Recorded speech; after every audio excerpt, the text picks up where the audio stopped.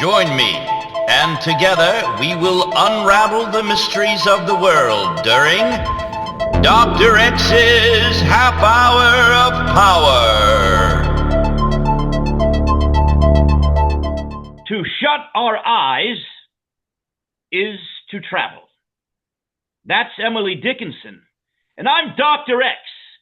And this is Dr. X's Half Hour of Power. And friends, with all due respect to our guests, this is one of our stranger episodes. And I mean that in a very good way. From the Get Haunted Industries Discord, particularly the esoteric channel, I've learned a lot from this gentleman. And tonight we're going to learn even more as a community. We welcome Jargonaut Nemo. Jargonaut, thank you for joining us. Thank you for sharing your wisdom on the Discord and sharing your wisdom tonight. Let's hop right into the pool with a cannonball, as the kids say. Who are you? What do you do? And tell us a tale. Well, all right. I'm Jargonaut Nemo. I am a deacon for the Legion of Dynamic Discord of the Parathio Animanibisticode of Eris Esoteric. I am the Rhythm Master's Disaster, and I am the Bloodsworn and Oathshorn of Grimnir. Among other things, I'm a wizard and an occult practitioner, and I have been for the vast majority of my life, about 3 decades at this point.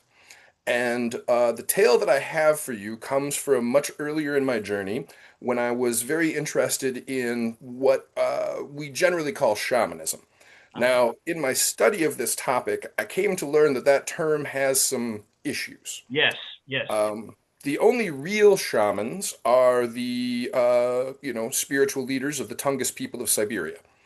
It was Mircea Eliade in Shamanism, Archaic Techniques of Ecstasy, who sort of broadened the use of that title to try to cover a range of indigenous practices that were nonetheless quite common all around the globe with no clear prior antecedent. You might call it a sort of basic human spirituality of a sort. Now, obviously, this is a white academic. Writing in that tradition. So there are issues with the perceptions of these societies, the ways that they're interpreted, but in general, there is a good deal of respect for them. And then there was a guy named Michael Harner who went and studied with indigenous people in the Amazon and wrote a book called The Way of the Shaman, and that's what really sparked the interest in shamanism in the United States. This is what most people who practice shamanism in the US are referring to when they use that term. But as I learned more, I really came to understand that it was sort of just a more natural flavoring over a lot of the same topics that showed up in my study of high magic in the more sort of Golden Dawn Aleister Crowley tradition. Sure. I think that the only real shamanisms, so to say, are those practiced by indigenous peoples. It's a useful shorthand to refer to a variety of practices that people do, but there's not really a lot of genuine indigenous spirituality in most of these things. So I just want to make that clear that as I talk about this, that I'm very aware of that sort of political minefield this thing can bring up, and it's one of the reasons that I don't really consider myself a shaman or a shamanic practitioner anymore, because it just doesn't seem like my thing to be. Wizard feels much more appropriate. Now, that said, before I go into this story, I do need to offer thanks to the spirits, because without them, I wouldn't have this tale, we wouldn't be having this conversation, and so to them, I give gratitude to the universe, however you like to have it. So, thanks. Gratitude to the universe. So, this was pretty early in my occult career. And I was going to a shamanic journey circle hosted at the University of Minnesota.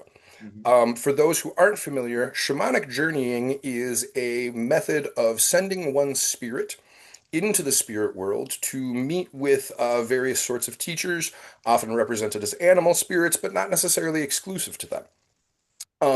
This is the core of what most people who practice sort of way of the shaman, foundation for shamanic studies, shamanism, this is kind of the core practice of what they do.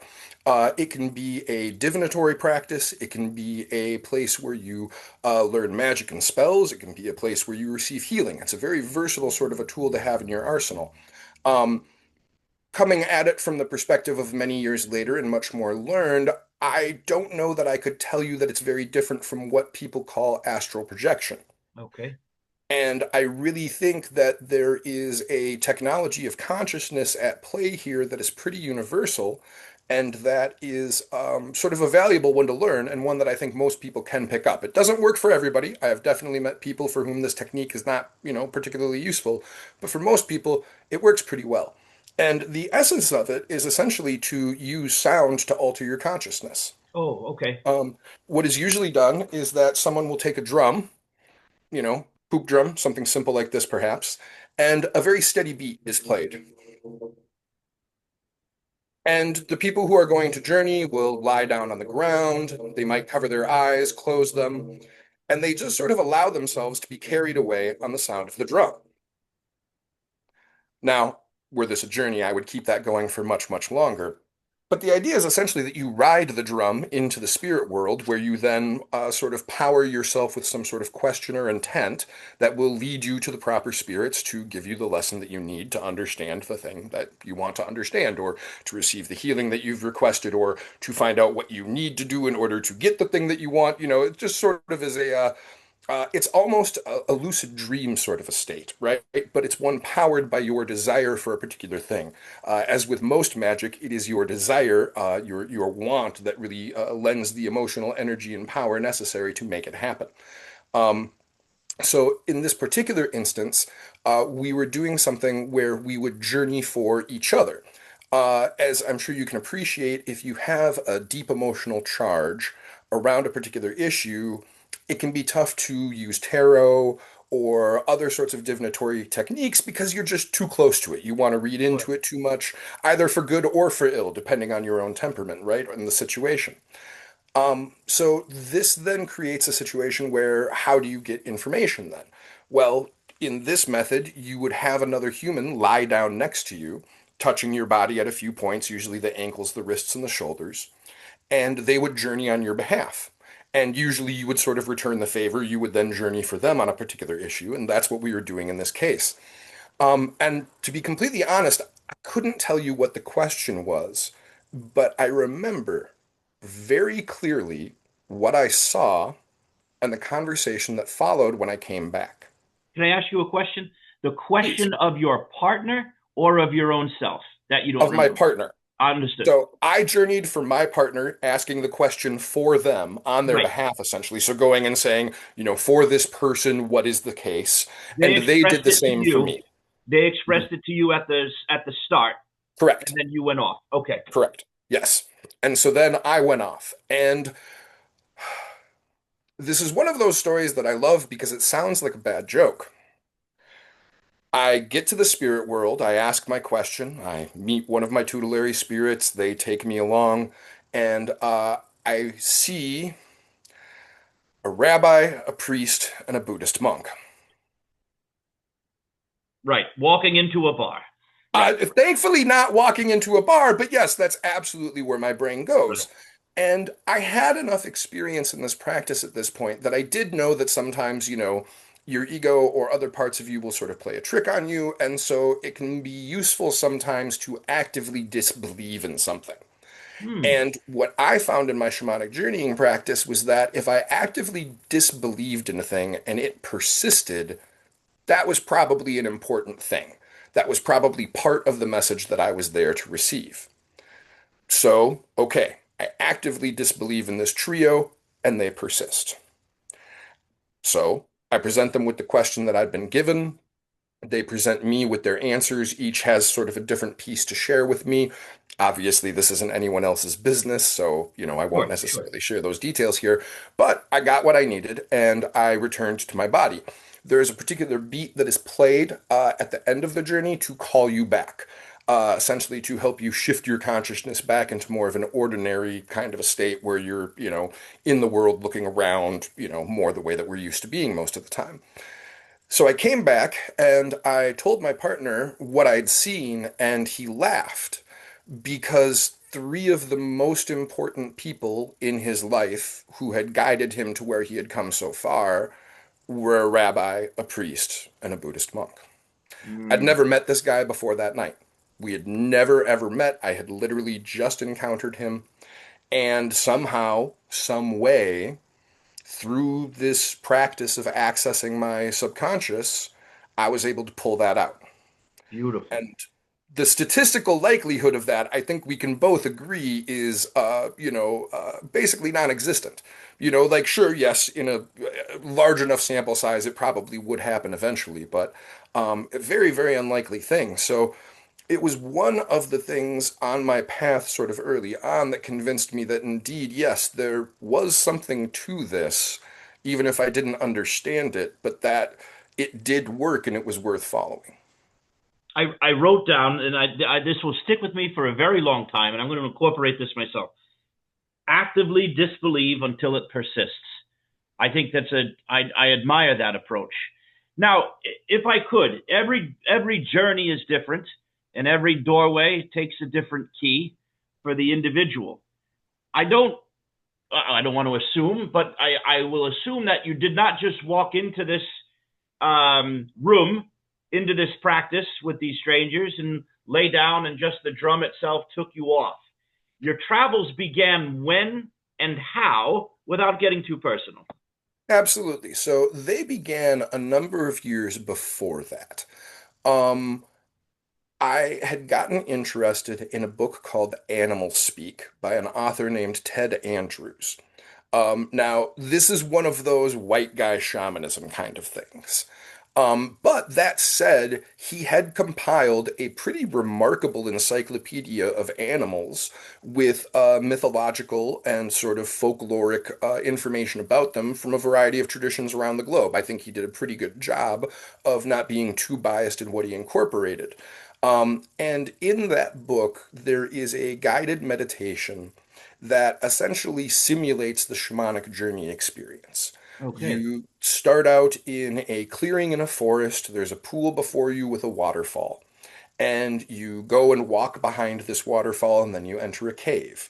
And in the cave, the back of it, there's a tunnel. And then you go down this tunnel for some period of time. You may twist and turn. You may have to make a choice which way you go, but you just sort of trust in it and follow the process. And eventually, you'll see a light at the end of it, and you will come out into a natural space. And the way that the meditation is presented is to essentially open yourself to meeting a spirit there, meeting an animal. And ideally, it will be one of the ones in the book, right? So that then you can go look up what it means and, start working with that. So that was where it started for me. And this was another one of those things where it was like, oh, hey, maybe there's something to this. So the very first time that I did this exercise, I saw an animal in the water that looked like a weasel. Mm-hmm. And I was like, I think that's an otter. I was probably 17, 18 years old at this point, which, means this was quite some time ago now. And I looked up otter when I got back, and it talked about the need for playfulness. Hmm. And at that point in time, I was very painfully aware of how serious I was as an individual. Huh. And so the fact that I would do this exercise and the message that would come up is, hey, you should probably be more playful, seemed significant, right? Like that didn't seem like something I would have come up with for myself had I just sat down and thought like, well, what do I need to do? Being more playful isn't an idea that would occur to me naturally at that point. But here it was in my subconscious waiting for me in the form of an otter. And so I continued to use that meditation to relatively great success until at a certain point I realized it wasn't really a meditation anymore, had it actually shifted to more of an astral projection shamanic journey sort of a thing. Wow. And does the animal change over time, or is that adhered to you? So that is a interesting question. What I will say is I have encountered multiple spirits taking different shapes simultaneously. Now, Ah, whether there is some limited cast of characters that keeps donning these different masks based on what they need to do in the moment, or whether these all actually exist as independent entities, I'm not sure that I can give you an answer to that question. I respect that response though. That opens up even more doors, Jargonaut. Any At any time during your travels, did you ever feel that you were in danger? Only from myself. Though I don't know that I would have understood it that way at the time. When I first started this practice, I was a pretty angry guy. Yes. And I ran into a lot of angry things. And trite as it may be, I think that the tree from Dagobah in the Star Wars series is a pretty decent metaphor for this. Okay. You find what you bring with you. Yoda tells Luke to leave his lightsaber outside. He won't need it. And Luke insists on bringing it with him. And so, of course, he encounters his foe armed and ready for combat. But when he strikes his foe down, what does he learn but that his foe is himself? So, one of the things that I've mentioned on the Discord and that I think plays a role here is ultimately becoming friends with your shadow is far more powerful than learning how to defeat your shadow. Oh, Jargonaut, you are just bing, bing, bing. They are just coming out. Wow. So we are traveling, but we are also dealing with our own reflection and the things that we are carrying with us. Are Yes, the spirits we meet extrapolations of ourselves or individual entities? What do you think? Or somewhere in between? I think it is a distinction without a difference, if that makes Hmm. sense. If we want to be really sort of absolute about things, there is no separation and all things are one. Yeah. So the spirits are us, but we are also the spirits. That said, the world that I live in most days doesn't work like that, right? Like, there's a big difference between me and, say, this mug. There's a big difference between, me and this computer in front of me. There's a difference between me and you. Like, we're in different physical locations. We have different personal histories and genetics and blah, blah, blah, blah, blah, right? Like, we do live in a world where difference does seem to matter. And so, in those senses, I think, particularly when we first meet them, the spirits can seem very alien and different from us. Hmm. And so they do feel very much like separate entities. But given time and working with them, and this is pretty standard in a lot of shamanic traditions, you merge with your spirits. That's kind of considered part of the practice, is that eventually the sort of spirits come to live in you and you don't have to go to the spirit world to talk to them because they're just there all the time, right? This gets a little bit to what Hyde was talking about in the episode that he and Dags were on, where they discussed, the notion of sort of the astral magic or Yes. something along those lines. This sort of moves in that kind of a direction. This is fascinating, Jargonaut. Fascinating. Um, it's almost at the half hour of power mark. I told you this would fly by. If you were to give one piece of advice to a novice, to those just cracking a book, and I know we must go beyond the book, it's the practice as well. I think Dags and Hyde on their episode got into that, and it's been in the Discord as well. Beyond the book, you gave us a title or two that we can pursue. I'm definitely going to be picking up Animal Speak, but just for the novice to get their feet in the pool, no pun intended, what would you say? When you start practicing, don't worry if your experience doesn't align with what the book says is supposed to happen. That's okay. You got a different result. This is very much a subjective practice. And what works one way for one person is not going to be guaranteed to work that way for everybody. Like I said, most people can learn how to do shamanic journeying. Not everybody can. And I think that goes for a lot of these sorts of practices. Our brains are wired in particular ways, and certain things resonate and certain things don't, or they resonate in different ways. So If you're doing a thing and it doesn't feel like it's getting you results, maybe that's not the thing for you. And if you're doing a thing and you're getting results, but they're maybe not the ones that you were told to expect, but it's still fun and you're still interested in it, that's all right. You're exploring your path and finding things out. It's ultimately that sort of trust in oneself that becomes very important in this work, because if you don't have that, it's very easy to get lost in some dark and scary places.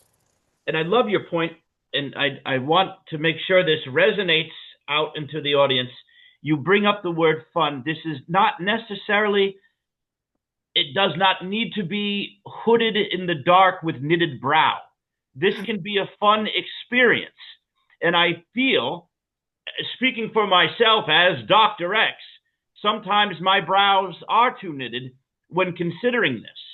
That playfulness of the otter is really something we should embrace and not be ashamed of. That this could be a very pleasurable, fun, even humorous pursuit at some times.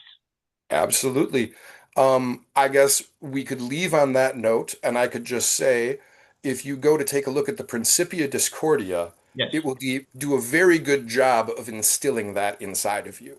And I have to thank you, Dags, and Hyde, because I literally, after we got this channel going, I went back to Principia Discordia, which at first I did not really wrap my head around, like, oh, this is some sort of 60s, 70s satire of the upper crust of the intellectual of the college, with the patches and the corduroy.